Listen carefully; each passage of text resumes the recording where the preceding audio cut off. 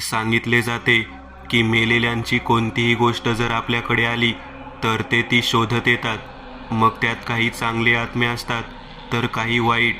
देवाने आपल्याला हे आयुष्य आपल्याच हातात दिलेले आहे आणि माणूस ते त्याला हवे तसे जगतो व बऱ्याचदा तो काही चुकींमुळे अशा वाईट आणि अदृश्य शक्त्यांना आपल्या घरात आमंत्रण देतो, ज्याचे परिणाम फार गंभीर होतात. शहरापासून थोड्या दूरवर एक बंगला होता, अगदी सुंदर. आजूबाजूला मोकळा आवार आणि बंगल्याभोवती केलेले कंपाऊंड.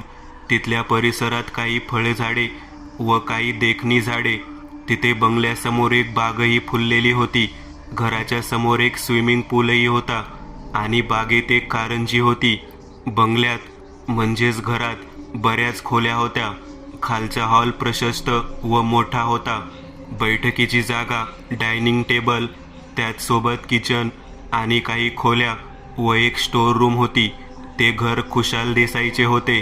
त्याने इंजिनिअरिंग केली होती व एका मोठ्या कंपनीत कामाला होता. त्याचा पगारही तितकाच होता, त्यामुळे त्याला त्याचे स्वप्न पूर्ण करण्यास वेळही लागला नाही. त्याची बायको दीप्ती, मुलगी तृष्णा, आणखी एक लहान मुलगी आशा व त्याचा एक मुलगा हर्ष होता. घरात 2 नोकरांचे एक जोडपे होते. नाव सखू, जिला मावशी करून हाक दिली जात असे, व रमेश, ज्याला काका म्हणून हाक मारली जाई. तृष्णा वयाने मोठी होती व ती कॉलेजला होती. हर्ष 15-16 वर्षांचा होता व तो आपले SSC पार पाडत होता. जशी आशा लहान तशी ती 7-8 वर्षांची आहे. आणि आशा ह्या सुंदर, शांत आणि आनंदी कुटुंबात एका वेगळ्या व्यक्तीने पाय ठेवलेला आहे, जी सर्व काही उद्ध्वस्त करू पाहते. एक वाईट शक्ती आणि त्याचबरोबर रहस्य आणि भीती. वातावरण अगदी शांत होते. ते रातकिड्यांचे कर्कसणे तेवढे चालू होते. दीप्तीला जाग आली. खोलीत काळोख होता. तिला कदाचित माहीत नसेल की रात्र ही काळोखाचं साम्राज्य आहे. दरवाजा किलकिला उघडा होता व बाहेरील प्रकाश त्यातून आत प्रवेश करत होता. दीप्तीची नजर बाहेर गेली. तिला परत ती झोप काही येत नव्हती. ती उठली व दरवाजा बंद करण्यासाठी म्हणून पुढे गेली. डावा हात तिने दरवाजाला घातला. खालच्या हॉलमधून कसला तरी आवाज तिच्या कानी आला. ती काहीही विचार न करता बाहेर पडली व मधोमध असलेला जिना उतरून खालच्या हॉलमध्ये आली. हॉलमधील दिवे बंद होते, मात्र टेबल लॅम्प चालू होता व त्याचा हलकासा प्रकाश खोलीत पसरला होता. आवाज किचनमधून येत होता. दीप्तीने आपली पावले तिकडे उचलली. किचनचा दरवाजा अर्धा उघडा होता. दीप्तीने आत डोकावले. आत कोणीच नव्हते व इतक्या रात्री तिथे कोणाची असण्याची शक्यता नव्हतीच. दीप्तीचे लक्ष आवाजाच्या दिशेने गेले. नळ चालू होता व त्यातून पाणी वाहून जात होते. ही मावशी नळ बंद करायलाच विसरली. कुणास ठाऊक किती पाणी वाया गेले असावे. दीप्तीने नळाला हात घातला व तो बंद केला आणि तिथे एकदम शांतता पसरली.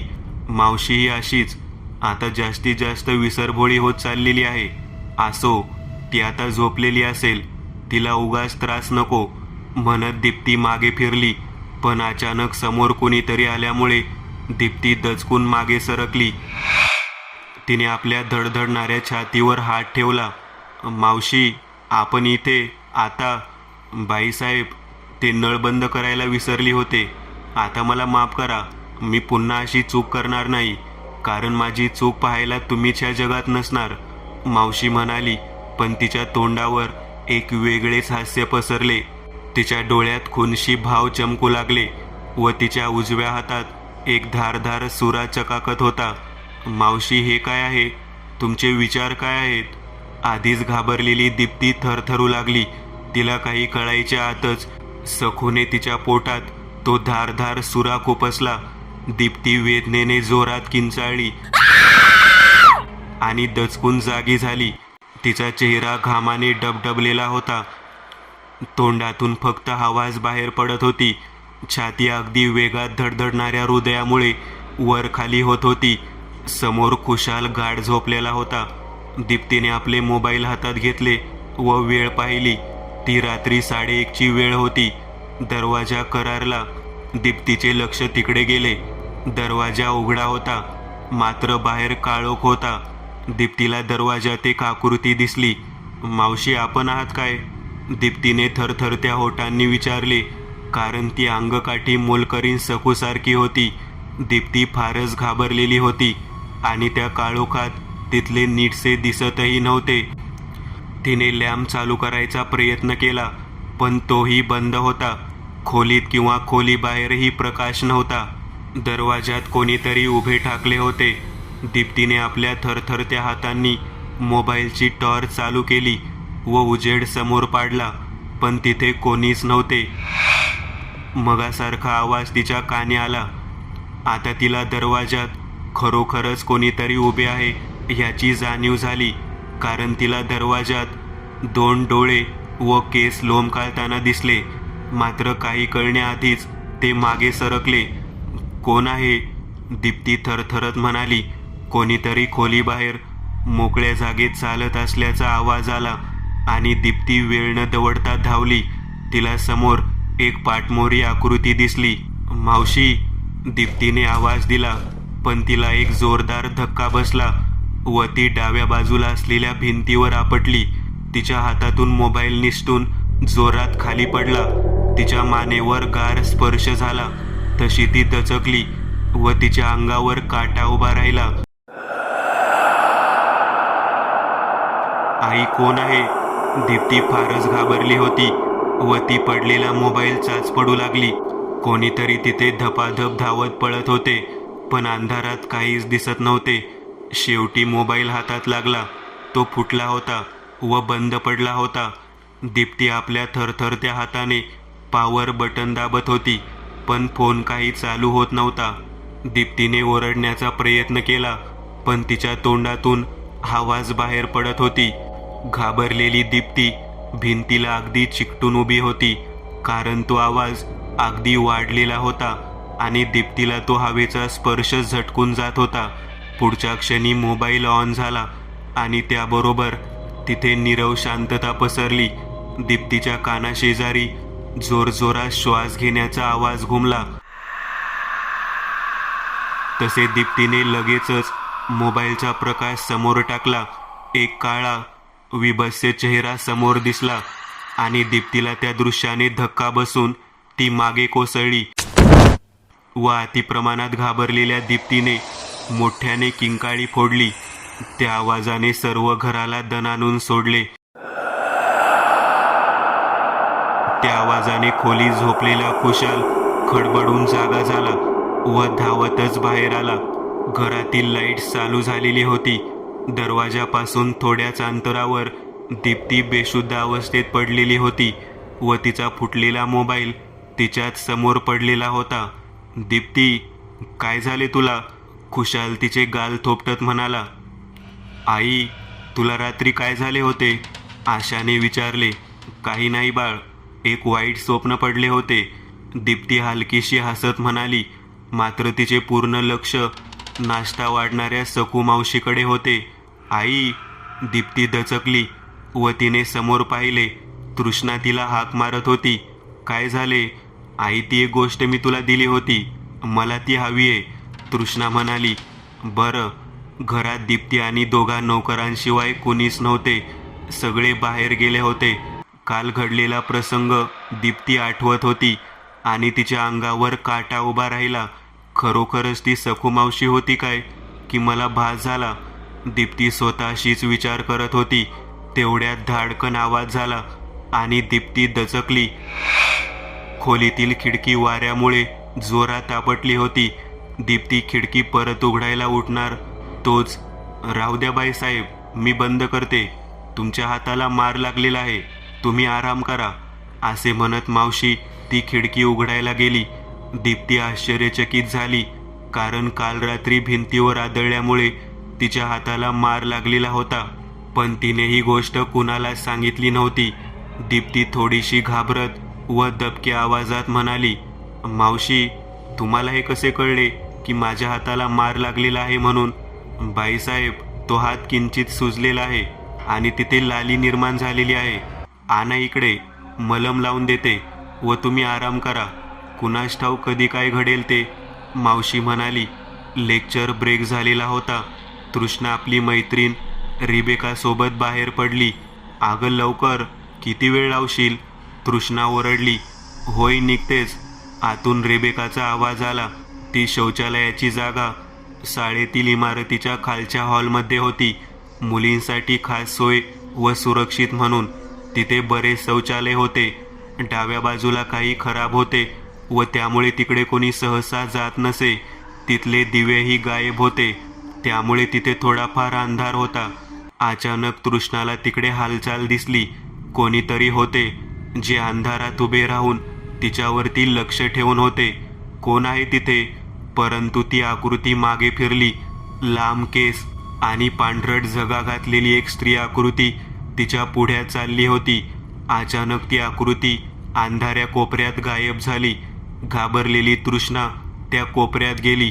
तिथे कोणीच नव्हते, पण भिंतीला असलेल्या एका छोट्याशा बिळातून रक्त बाहेर पडत होते. ते सर्व पाहून साहजिकच तृष्णा घाबरली व ती तिथून पळणार. तोच त्या बिळातून एक हात बाहेर आला व त्याने तृष्णाचा डावा हात घट्ट पकडला व ते तिला भिंतीकडे खेचू लागले. तृष्णा घाबरली व तिने स्वतःला सोडवण्यासाठी हात झटकू लागली. तिने हिसका घेतला व ती मागे जाऊन कोसळली. ती स्वतःला सावरत उठली, मात्र तिची नजर कोपऱ्यात उभ्या असलेल्या एका विभत्स आकृतीवर खिळली. तोच तिच्या खांद्यावर हात पडला व ती दचकून ओरडली. काय झाले? रिबेकाने विचारले. ते कोपऱ्यात बघ. तृष्णा घाबरलेली होती. अगं काही नाहीये तिथे, चल इथून. दोघीही मागे फिरल्या. रिबेकाचे लक्ष तृष्णावर गेले आणि ती ओरडली. आधीच घाबरलेली तृष्णा भीतीने थरथरू लागली. काय झाले तुला ओरडायला? तृष्णाने विचारले. रिबेकाने आपल्या तोंडावर हात ठेवला व तिने आपले बोट तृष्णाकडे उचलले. ते तुझ्या डाव्या हाताला खूप रक्त माखलेले आहे. रिबेका थोडे मागे सरकत म्हणाली. तृष्णाचेही लक्ष तिकडे गेले. ती खूप घाबरली. तिचा संपूर्ण डावा हात रक्ताने माखलेला होता आणि हातातील ब्रेसलेटवरून रक्त खाली गळत होते. काय केलेस तू? हे सर्व काय आहे तृष्णा? रिबेका तिच्यावर ओरडली. तुला मी सांगितले होते ना तिथे कोणीतरी आहे म्हणून. तृष्णा घाबरत म्हणाली. कोण? रिबेकाने विचारले. एक बाई होती कोपऱ्यात. अंधारामुळे तिचा चेहराही नीटसा दिसला नाही. तृष्णा म्हणाली. अच्छा, चल तुझा हात धुवून घे आधी, नाहीतर कोणी पाहिले तर गडबड होईल. रिबेका म्हणाली. खुशाल, ती बाई मला फार विचित्र वाटते. कोणती? खुशालने विचारले. सकू मावशी. का? काय झाले म्हणून? रात्री तिला मी वरांड्यात बघितले होते आणि तिने मला धक्काही दिला. दीप्ती म्हणाली. हे पक्के आहे काय? खुशालने विचारले. नाही सांगता येत, कारण रात्री काळोख होता, वीजही नव्हती. मात्र ती जी आकृती होती तिचा पेहराव आणि अंगकाठी सकू मावशीशी मिळता जुळता होती. दीप्ती म्हणाली. अंधार होता, त्यात तू खात्रीपूर्वक काही पाहिलेही नाही. तुला माहीत आहे ना मावशी आपल्याकडे किती वर्षांपासून काम करत आहे म्हणून. उगाच त्यांच्यावर शंका काढू नकोस, ठीक आहे? खुशाल म्हणाला. पण खुशाल, जर ती मावशी नव्हती तर ते कोण होते? ते नक्कीच माणूस नव्हते, काहीतरी विचित्र व्यक्ती होती ती. दीप्ती म्हणाली. मग तुला काय बोलायचे आहे? काय होते ते? भूत? खुशाल हसत म्हणाला. खुशाल, हे हसण्यासारखे नाहीये, दीप्ती रागातच म्हणाली. खुशालचा असल्या गोष्टींवर विश्वास नव्हताच, पण मनाच्या खालच्या कप्प्यात एक अनामिक काळी भीती त्याच्यावर झडप घालत होती. रात्रीचे 12 वाजून गेले होते. बहुतेक ही तीच वेळ होती जेव्हा दीप्तीला जाग आली होती. पण ते रहस्य, ती गोष्ट कायमच होती की हे काय घडत आहे आणि कोण घडवून आणत आहे. सकू मावशी का? कसल्याशा आवाजाने खुशाल दचकला. त्याने आपले लॅपटॉप बाजूला ठेवले व तो खोलीचा दरवाजा लोटून बाहेर पडला. एक स्तब्ध आकृती जिन्यावरून खाली जात होती. तृष्णा, खुशालने हाक मारली, पण ती आकृती थांबता थांबत नव्हती. तिची पावले यांत्रिकपणे पुढे पुढे पडत होती. खुशाल धावला, पण आतापर्यंत ती आकृती दरवाजा बाहेर पडली होती. तृष्णा, खुशाल हाका मारत बाहेर धावला. दरवाजा सताड उघडा होता. बाहेर चंद्राचा हलकासा प्रकाश पडला होता. खुशाल बाहेर आला होता आणि तो इकडे तिकडे आपल्या मुलीला शोधू लागला. तोच त्याला स्विमिंग पूलजवळ हालचाल दिसली. खुशाल परत एकदा ओरडला, तृष्णा. दरवाजाची बेल वाजली होती. निकिता आपल्या हातातील सर्व कामे टाकून दरवाजा उघडायला बाहेर आली. दरवाजा उघडताच एक अनोळखी व्यक्ती तिच्या समोर तिला उभी दिसली. नितेश आहे का? मी त्यांना फोन करून माझ्या येण्याविषयी कळवले होते. होय आहे मी, एक आवाज आला. या आत या. नितेशने त्यांना आत घेतले. माझा तर विश्वासच बसत नव्हता असल्या गोष्टींवर, पण काल रात्री जे काही घडले ते सर्व पाहून मला इथे येणे भाग पडले. काय घडले होते सविस्तर सांगाल काय? रुद्र तिथे येत म्हणाला. त्याला पाहताच ती व्यक्ती उठू लागली, पण रुद्रने त्याला थांबवले. अरे खुशाल, बस बस. तुझ्या येण्याची कल्पना नितेशने मला दिली होती. आता तुमची समस्या काय ती सांगा, आणि बाकी सर्व चिंता तुम्ही आमच्यावर सोडा. रुद्र बोलला, काल मी माझे महत्त्वाचे काम करत बसलो होतो. रात्र खूप झाली होती, त्यामुळे सर्वच झोपलेले होते. तोच मला बाहेरून आवाज आला. मी आपले लॅपटॉप बाजूला ठेवून बाहेर पडलो. माझी मुलगी तृष्णा जिना उतरून खाली जात होती. मात्र तिच्यात झालेले ते बदल आणि यांत्रिकपणा यामुळे माझ्या मनात शंकेची पालचूक चुकली. मी तिला हाक मारली, पण असे वाटले की तिला काहीच ऐकू गेलेले नाही. एव्हाना ती दाराबाहेर पडली होती आणि मी तिच्या मागे धावलो. बाहेरील दिवे बंद होते, त्यामुळे तिथे काळोख पसरला होता. मात्र हलक्याशा चंद्रप्रकाशात मला तृष्णा स्विमिंग पूलच्या कठड्यावर उभी असलेली दिसली. तृष्णाला पोहता येत नाही म्हणून ती पाण्याजवळ जाण्यासही घाबरते, आणि तीच अगदी स्तब्ध पुलाच्या कठड्यावर उभी होती. ती कोणत्या वेळेस पाण्यात पडेल ह्याची काहीच कल्पना नव्हती. मला एक काळी आकृती तिच्या शेजारी उभी असलेली दिसली व पुढच्या क्षणी तिने तिला पाण्यात ढकलून दिले. मी ओरडलो. तृष्णा एखाद्या स्वप्नातून जागी झाल्याप्रमाणे ओरडत होती. ती पाण्यात गटांगळ्या खाऊ लागली. त्या आवाजाने घरातील माणसेही जागी झाली. मी लगेच पुलाच्या दिशेने धावलो. आतापर्यंत ती काळी सावलीही तिथून नाहीशी झाली होती. खुशालने आपले बोलणे संपवले. त्याचा चेहरा घामाने भिजलेला होता. जणू काही तो त्या प्रसंगातच शिरला होता.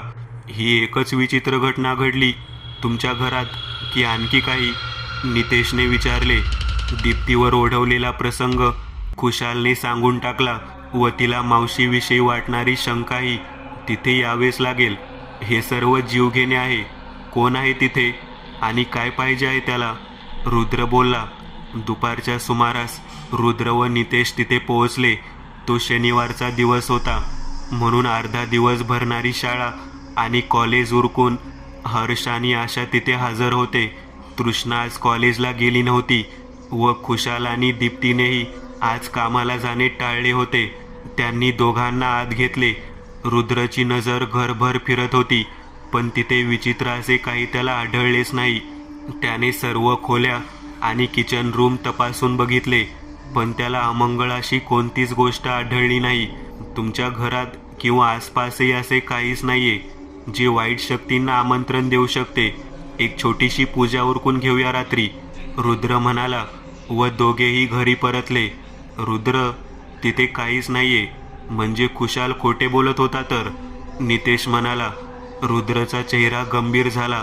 तो म्हणाला, नितेश असे नाही, तो अगदी खरे बोलत होता. त्या घरात पाय ठेवताच एक अनामिक आणि अदृश्य शक्तीचा भास मला झाला. मात्र ती कोणत्या गोष्टीशी जुडलेली आहे ह्याचा थांगपत्ताही तिने मला लागू दिला नाही. आता रात्रीच कळेल ते काय आणि कोण आहे. हॉलमध्ये पूजेचे साहित्य मांडण्यात आले होते. घरातील प्रत्येक व्यक्तीप्रमाणे रुद्रने रिंगण आखून घेतले होते. आजूबाजूला मेणबत्त्या पेटत होत्या, तसेच घरातील बल्बही. पण तिथे एक प्रकारची शांतता पसरली होती. त्या शांततेला भंग करत रुद्रचा आवाज तिथे घुमला. रुद्रने यज्ञकुंडात आहुती टाकत मंत्रोच्चार सुरू केले होते, जो तो आपल्याला आखून दिलेल्या रिंगणात बसला होता. दीप्तीने आशाला मांडीवर घेतले होते.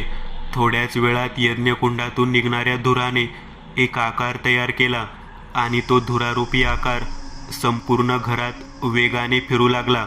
शेवटी तृष्णा जिथे बसली होती तिथे येऊन स्थिरावला. अचानक लाईट झपापू लागली आणि क्षणात सर्र करून घरातील दिवे बंद झाली. एक हवेचा जोरदार झोका आला आणि आजूबाजूच्या सर्व मेणबत्त्या विझल्या. एक कानाला फाडणारी किंकाळी घरात घुमली आणि तृष्णाच्या हातातील ब्रेसलेट निसटून रिंगणा बाहेर पडले. अचानक त्यातून काळा धूर बाहेर पडू लागला व त्याने एक स्त्रीरूपी आकार तयार केला. तिचे पांढरे फटफटी डोळे, सडलेला काळा चेहरा आणि तिच्या तोंडावर पसरलेल्या विभत्स्य छटेतून बाहेर पडलेले घाणेरडे दात. तिच्याबरोबरच तिथे एक घाणेरडा वासही पसरला. तेवढ्यात यज्ञकुंडातून एक पिवळ्या प्रकाशरूपी एक गोल रिंगण बाहेर पडले व ते त्या आकृतीभोवती आवळले आणि ती विभत्स्य आकृती त्या पाशात जखडून गेली. आई, मला नाही बघायचे तिला, मला खूप भीती वाटते, म्हणत आशाने आपले तोंड आईच्या कुशीत खुपसले. तो सर्व प्रकारच तसा होता की तिथे बसलेल्या प्रत्येकाचे अंग थरथरत होते. मात्र तृष्णा रिंगणात बेशुद्ध पडलेली होती. कोण आहेस तू? या सर्वांना का त्रास देत आहेस? रुद्रने तिला दरडावले. ती आकृती बोलू लागली. माझे नाव सुमित्रा आहे. या घरात मी स्वतः आलेली नाही, तर त्यांनी माझे ब्रेसलेट उचलून आणले व त्यामुळे त्यांनी मला बंधनातून मुक्त केले आणि मी माझी वस्तू मिळवण्यासाठी इथे आले होते. मात्र माझ्या मनातील द्वेषाने जन्म घेतला आणि मी सुडाने पेटून उठले. रणजित नावाच्या व्यक्तीने माझी मालकीन, जी त्याची पत्नी होती, तिला अगदी त्रास देऊन तिचे जगणे नरकासारखे केले होते. कारण ती एक गावातील स्त्री होती आणि ती त्याला आवडत नसे. त्याचे प्रेम वेगळ्याच एका बाईवर होते व त्यामुळे तो तिला काही वेळा खूप त्रास द्यायचा. मात्र ती विश्वासूपणे आपला पतिधर्म पार पाडत होती. एक दिवस कसलेशेच इंजेक्शन देऊन त्याने तिला मरणाच्या दारात लोटले. शेवटी एका रात्री त्याने व तिच्या प्रेयसीने माझ्या मालकिनीचा गळा दाबून हत्या केली. मी ते सर्व माझ्या डोळ्यांनी पाहिले व त्यांना प्रतिकार केला. मात्र त्यांनी मलाही संपवले. मालकिनीला मारून त्यांनी तिला फासावर लटकवले व तिने स्वतःच्या इच्छेने आत्महत्या केली असे दाखवले. आणि मी, माझे या जगात विचारपूस करणारेही कोणीच नाही. मला मारून त्यांनी एका जंगलात पुरले. माझी मालकीन खूपच चांगली होती व ती मला खूपच जीव लावायची व तिनेच हे सुंदरसे ब्रेसलेट मला दिले होते. आणि जो कोणी ह्याला हात लावतो त्याने मला हात लावल्यासारखे आहे. कृपया मला जाऊ द्या. त्या 2 राक्षसांचा अंत करून मी स्वतः स्वखुशीने हे जग सोडून जाईन. तिचे म्हणणे संपले होते. तिच्या व तिच्या मालकिनीसोबत घडलेली ही दुःखद घटना ऐकून जवळजवळ सर्वांचेच हृदय दरवळले होते. आता सर्वांचे लक्ष रुद्र काय बोलतो आणि काय करतो ह्याकडे लागलेले होते. हे सर्व सृष्टीच्या नियमाबाहेर आहे. मी तुला जाऊही दिले असते, पण आता ते माझ्या हातात नाहीये. हा जो पास तुझ्या भोवती निर्माण झालेला आहे तो तुला माझ्या ताब्यात दिल्याशिवाय सोडणार नाही. माझ्याकडे दुसरा कोणताच मार्ग नाही. ज्यांनी तुझे वाईट केले त्यांना देव त्यांच्या करणीची शिक्षा करेल. रुद्र बोलला व त्याने काचेची बरणी उघडली. तो आत्मा धुराच्या रूपाने त्यात शिरला. हा रणजित देसाई का? मी त्याला ओळखतो. तो आमचा हेड आहे व माझा चांगला मित्रही. होय, काही महिन्यांपूर्वीच त्याच्या बायकोने आत्महत्या केली होती व त्याने आपल्या सेक्रेटरीशी लग्न केलेले आहे. असला राक्षस माझा मित्र असावा ह्याची मला लाज वाटते. खुशाल रागात म्हणाला. रुद्र, त्याच्यावरती केस ठोकली पाहिजे. नितेशही रागात म्हणाला. पण आपल्याजवळ कोणताच पुरावा नाहीये. मग त्याला असे सोडून द्यावे काय? त्याचा न्याय कोण करेल? दीप्ती म्हणाली. सर्व काही त्या देवाच्या हातात आहे. सर्व काही त्याच्यावरच सोपवून देणे चांगले आहे. रुद्र म्हणाला.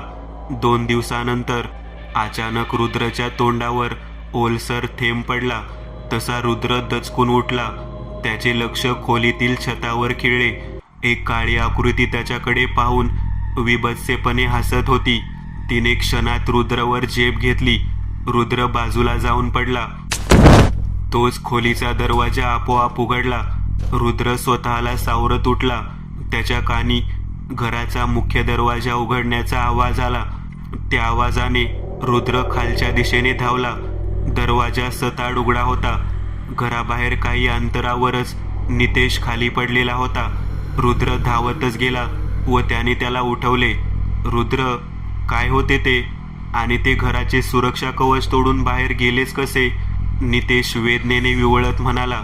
चल लवकर, ह्याचे उत्तर घरातच आपल्याला भेटेल, रुद्र म्हणाला. ते दोघेही धावतच घरात शिरले व ज्या खोलीत रुद्र आपले साहित्य ठेवायचा त्यात ते गेले. एक काचेची बरणी खाली पडून फुटलेली होती आणि लाकडी कप्प्यात ठेवलेले ते ब्रेसलेटही गायब होते. हे इथून गेले कसे काय? तुम्ही घेतलेस काय की निकिताला दाखवले होतेस ते? रुद्रने नितेशला विचारले. होय, काल मी ते तिला दाखवले होते. मात्र त्याच्या या सर्व घटनांविषयी काय संबंध आहे? नितेशने घाबरत विचारले. ती एक शापित गोष्ट होती नितेश. जो कोणी त्या गोष्टीला पाहतो त्याला ती मिळवण्याची अभिलाषा निर्माण होते आणि जर कोणी अशा गोष्टीला हात लावतो तर ती गोष्ट ज्या आत्म्याशी जुडलेली आहे त्याला आमंत्रण भेटते. घराचे सुरक्षा कवच कोणतीही साधीसुधी वाईट शक्ती तोडूच शकत नाही. एक आत्मा तेव्हाच खूप शक्तिशाली असते जेव्हा ती एखाद्या शरीराचा ताबा घेते. सुमित्राच्या आत्म्याने तुझ्या बायकोचा ताबा घेतलेला आहे, रुद्र म्हणाला. पण हे कसे काय शक्य आहे रुद्र? निकिता तर खोलीत झोपलेली आहे, नितेश म्हणाला. चल बरं दाखव. दोघेही खोलीपाशी गेले. नितेशने खोलीचा दरवाजा उघडला व दोघेही आत शिरले. खोलीत कोणीच नव्हते. खोली एकदम रिकामी होती. नितेशला धक्काच बसला. तो मागे सरकला व भिंतीला चिकटून खाली बसला. त्याने आपले दोन्ही हात डोक्याला लावले आणि रडू लागला. काय झाले तुला? मी सांगितले होते ना की सुमित्राच्या आत्म्याने तुझ्या बायकोचा ताबा घेतलेला आहे म्हणून, रुद्र म्हणाला. रुद्र, वाचव तिला. ती प्रेग्नेंट आहे रे, ती गर्भवती आहे, नितेश रडत म्हणाला. असे रडू नकोस. त्या खुशालला फोन लाव. निकिता नक्कीच त्या रणजितच्या घरी गेली असेल व त्या रणजित देसाईचा पत्ता खुशालला नक्कीच ठाऊक असेल कारण तो त्याचा मित्र आहे, रुद्र म्हणाला. नितेशने वेळ न दवडता खुशालला फोन लावला. एक घर होते. घर काय, बंगला म्हणणे सोपे पडेल. काहीतरी डिस्कोची गाणी साऊंडवर चालू होती आणि तिथेच दोन व्यक्तींची दारूची पार्टी चालली होती. त्यात एक स्त्री तर एक पुरुष होता. इतके घुमवून सांगणे बरे नव्हे. तो रणजित देसाई आणि त्याची बायको स्वप्नाली होती. रणजित पुरता माजला होता. त्याने एकाचे 2 आणि 2चे 4 दिसत होते. स्वप्नालीने मीडियमच घेतली होती. तिला टॉयलेट लागली. हे साहजिकच आणि पुरते नैसर्गिक आहे, त्यामुळे त्याच्याकडे एवढे लक्ष देऊ नका. ती तिथून निघून गेली. अचानक साऊंड बंद पडला. एक कोण आहे? चालू करतो, रणजित ओरडला. पण तिथे नीरव शांतता पसरली होती. रणजितच्या लाल झालेल्या डोळ्यांना एक स्त्री आकृती दिसली जी त्याच्या दिशेने सरसावत होती. हे स्वप्ना डार्लिंग, तू मला त्या सुमित्रासारखी का दिसतेस? रणजित दारूच्या नशेत बडबडत म्हणाला. मी सुमित्राच आहे मूर्खा. आणि पुढच्या क्षणी तिने समोरील दारूची बाटली उचलली आणि जोरात त्याच्या डोक्यावर फोडली. रणजित वेदनेने विवळत सोफ्यावरून खाली पडला. त्याचे डोके फुटले होते व त्यातून रक्त वाहत होते. काही काच अजूनही त्याच्या कवटीत रुतून बसलेले होते. तेवढ्या स्वप्नाली तिथे हजर झाली. सर्व प्रकार पाहताच ती घाबरली. कोण आहेस तू? तिची बोबडीच वळली होती. निकिताच्या चेहऱ्यात बदल झाला. तिचा चेहरा पांढरट पडला आणि डोळे लाल झाले. तुला मी कसे सोडेन राक्षसी? थांबस तू. निकिताच्या उर्फ सुमित्राच्या तोंडून घोगरा आवाज बाहेर पडला. निकिताने एक भरलेली बिअरची बॉटल उचलली व जबरंतीने ती स्वप्नालीच्या तोंडात ओतली. आतापर्यंत रणजित थोडा शुद्धीवर आलेला होता. तो सुमित्राच्या दिशेने धावला व त्याने तिचा गळा पकडला. सोडणार नाही तुला. मात्र सुमित्रा हसली. तिच्या चेहऱ्यावरील ते विभत्स्य भाव पाहून रणजितचे अंग शहारले. मात्र त्याने तिचा गळा आणखी जोरात आवळला. सुमित्राने म्हणजेच निकिताने आपले दोन्ही हात त्याच्या तोंडाला लावले व काही कळण्या अगोदरच तिने त्याचे तोंड गरकन फिरवले. रणजितचे तोंड पाठीमागचे दृश्य पाहू लागले. त्याची प्राणज्योत केव्हाच मालवली होती. त्याच्या तोंडून एक शब्दही बाहेर पडला नव्हता. संपूर्ण माजलेली स्वप्नाली तिथेच पडलेली होती. निकिता साऊंड जवळ गेली. तिने आधीच मोबाईलचा कॅमेरा सुरू करून तिथे ठेवला होता व त्यामध्ये घडलेले सर्व रेकॉर्डिंग झालेले होते. मात्र फरक एवढाच होता की तिच्या जागेवर स्वप्नाली होती. आतापर्यंत रुद्र आणि नितेश तिथे पोहोचले होते. त्यांना पाहताच सुमित्रा मोठ्याने हास्य केले. घाबरू नका, निकिता सुरक्षित आहे आणि तिचे मुलंही.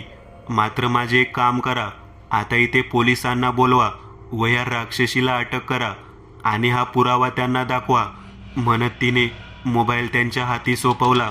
सुमित्रा पुढे म्हणाली, रणजितने तर सर्व भोगले, मात्र ही जी बरोबरची अपराधी आहे हिला फाशी झाली पाहिजे. माझ्या मालकिनीच्या खुनाचा आरोप आणि माझ्या खुनाचा आरोप तिच्यावर ठेव. मी तुम्हाला माझे शरीर पुरलेली जागा दाखवेन. मी स्वतः कोर्टात स्वप्नालीच्या तोंडून तिने केलेले सर्व अपराध बाहेर काढेन आणि तिला फाशीची शिक्षा घडवून आणेन. थोडा वेळ तिथे शांतता पसरली आणि पुढच्या क्षणी सुमित्राच्या आत्म्याने निकिताचा देह सोडला. नितेशने तिला सावरले. आतापर्यंत रुद्रने पोलिसांना बोलावून घेतले होते. सुमित्राने सांगितल्याप्रमाणे तिने सर्व केले आणि स्वप्नालीला फाशीची शिक्षा सुनावण्यात आली. एका मोलकरणीने आपल्या मालकिनीच्या प्रेमाचा व दयेचा मोल चुकवला होता. मित्रांनो, आज पुरतं एवढंच. तुम्हाला जर काही गोष्ट आवडली असेल तर नक्की लाईक करा.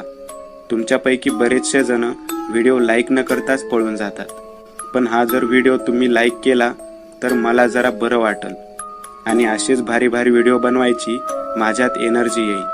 त्यामुळे नक्की लाईक करा आणि अजूनही कोणी या चॅनलला सबस्क्राईब केलेलं नसाल तर लगेच सबस्क्राईब करून टाका आणि बाजूची घंटी ती मात्र दाबायला विसरू नका. देवाची घंटी आहे ती. चला तर मग पुन्हा भेटूया अशीच एक आगळी वेगळी गोष्ट घेऊन पुढच्या